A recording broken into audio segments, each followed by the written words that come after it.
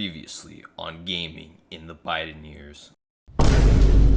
Well, Overwatch is dead. We are committed to making Overwatch a better game. Yeah, the team is so passionate about creating entirely new models for Overwatch 2.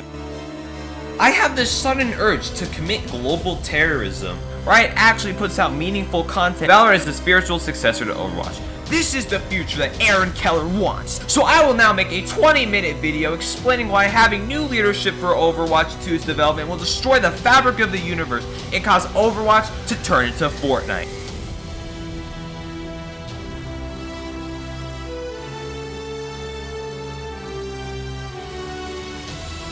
Overwatch is dead. I'm sorry to all my fans that like this game, but please, just go play something else. Literally anything is better. This game has been truly abandoned by the developers, who are only focusing their efforts on the dumpster fire to be, that is Overwatch 2. Now, why is it a dumpster fire, you might ask? Well, let's look at what happened in the 2 years since its announcement. The first year,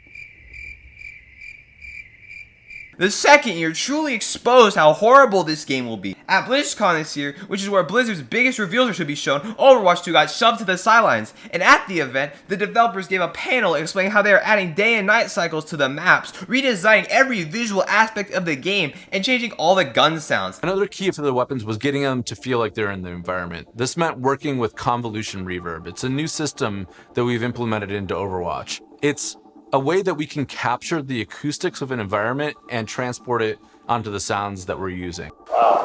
After seeing this, I was so pissed. 3 years into its development and they are focusing their efforts on the atmosphere of the game still, instead of actually talking about, interesting things, but then it somehow got worse. Jeff Kaplan leaves the company 2 months after this panel, and then is replaced by Aaron Keller. Now, I'm just gonna rant here. This guy was honestly the worst possible choice for game director that they could have picked. The moment after Jeff leaves, he does a PvP stream where he reveals that Overwatch 2 will be played with 2 teams of 5 players. Literally no one wanted this. The game is perfect the way it is. What are they trying to do? Make it into League of Legends 2? Then he makes a crossplay update which sucked complete ass for anyone who wasn't a PC player, even though the update was targeted at console players. And then he makes the community a promise.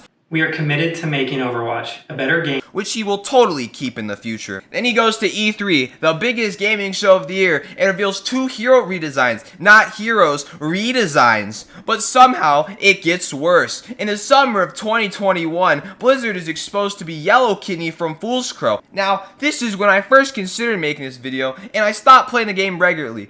Honestly, Blizzard just can't be forgiven for this shit. How am I supposed to support a company that prioritizes violating women over actually making games? Now, as a result of them being ousted as the Wolf of Wall Street in real life, Blizzard decides to do the most logical thing possible and not fire all the yellow kidneys in their company, but instead change McCree's name to Cole Cassidy to make people forget that they are horrible human beings. At this point, I was done, and I felt even more done when they showed the reworks they're adding to Overwatch 2. Her hack now lasts 8 seconds, disabling abilities.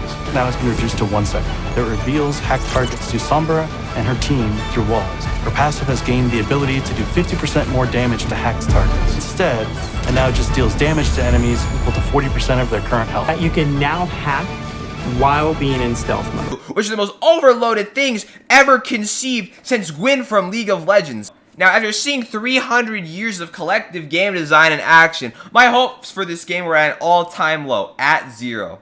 But guess what? They somehow went negative.